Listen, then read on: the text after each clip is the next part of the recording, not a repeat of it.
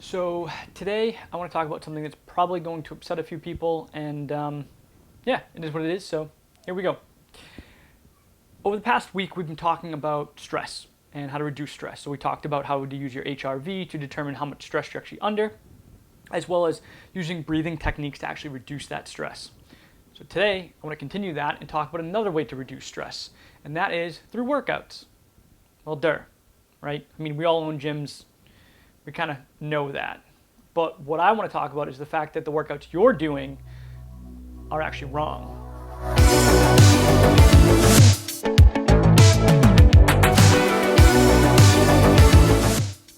So the workouts that you're doing, CrossFit style workouts, Metcons, whatever you want to call them, are actually not reducing your stress level and actually adding to your stress level. So we should probably fix that. So how does this happen? Well, first and foremost, what happens when you go to do a Metcon? You do it in your gym. That's why you own a gym, right? So you can work out whenever you want. If only that were the case. But anyway, typically do it inside your gym, because either you've been there all day and you do it during a free slot, typically because you're doing your own programming, because for some reason you think that your gym's programming is not good enough. Well, that's a whole other topic. Or you're hopping into a class with an open slot and doing it during that time. Either way, what happens when you work out in your own gym? Every single problem in your gym is staring you in the face.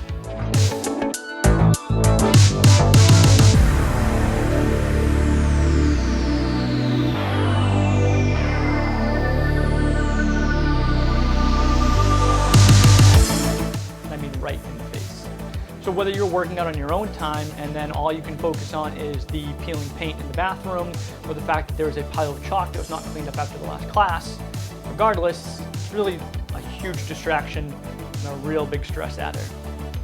Working out in class, no different. In fact, it's probably even worse.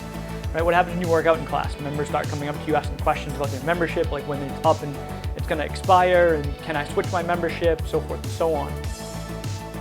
Even if they don't, even if you're like, listen, go talk to your coach, I'm in class, so go talk to them. If you're in class, all you can now see is everything that your coach is or is not doing correctly, and all you can think to yourself is, why in God's name do they think that that is okay? Again, huge distraction and added to your stress.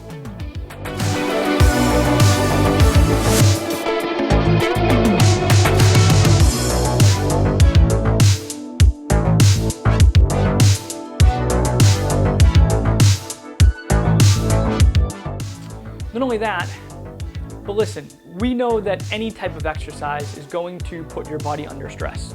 It's going to increase cortisol levels, it's going to increase endorphins and hits of dopamine and adrenaline. We get that. It doesn't really matter what style of workout you do. However, going super hard on Fran or doing like a 30-minute AMRAP is going to spike those levels more than other forms of exercise. Not necessarily ideal. Not only that, but how do you feel after going hard in Fran or doing a 30-minute AMRAP? Probably dead, for at least the next couple hours, right? And what happens then? Well, we all have work to do. It seems like a never-ending stream, to be honest. So if we're dead after a workout, guess what doesn't get done? Work. As we fall behind further and further in work, guess what happens? More and more and more stress. So how do we fix this? What can we do to ensure that we still work out, but don't add to our stress level and can actually decrease our stress level?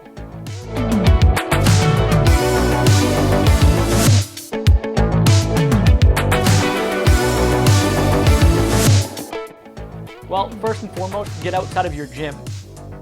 That could be going to another person's gym or just doing a different form of exercise that does not require you to be within your physical facility. Now, don't get me wrong. Like, I am not saying that you should stop doing CrossFit workouts completely. That's not the case. In fact, what I'm saying is probably just adjust it. Maybe dial it back. Instead of doing 6-7 days a week, which you and I both know is wrong, so stop doing it. Maybe 3 or 4 days of hard CrossFit workouts are all you need. And we can supplement that with other forms of activity that aren't as hard and intense and aren't going to spike those levels of those neurotransmitters and hormones in the same way. And in fact, maybe they'll even produce other things like BDNF1, which basically is like miracle grow for your brain. It may actually help you in your cognitive thinking for the work that you need to do after your workout.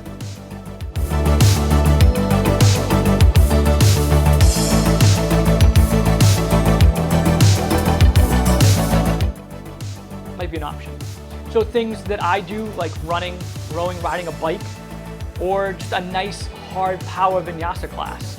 Things that still are gonna get me sweaty, but things that I'm literally not like getting frustrated because I can't get my double unders. Or sitting there sweating about, well, not sweating, but sweating about the time of my workout.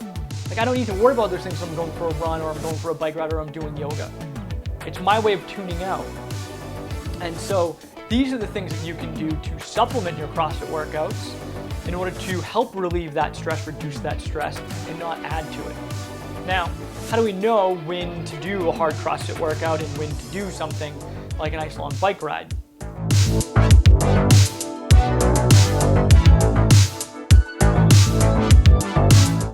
Remember that article I talked about using your HRV to gauge your stress levels?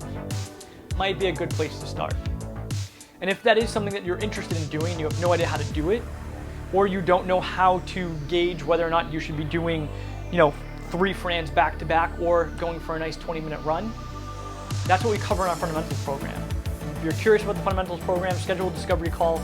Let's sit down and chat and see if it's a good fit for you. Well, anyway, I hope you enjoyed this video. I may get some comments of people that do not agree with me, and that is completely okay, to be honest. Either way, hopefully you got something out of this. And yeah, if you did, make sure to subscribe to the channel. Click that little notification bell and like this video so that you get notified. And also, we do have an email list that you can find on our website so that you get these in a blog form every day instead of having to watch my stupid face on this camera. Anyway, thanks so much for watching. Take it easy. I'll catch you next time.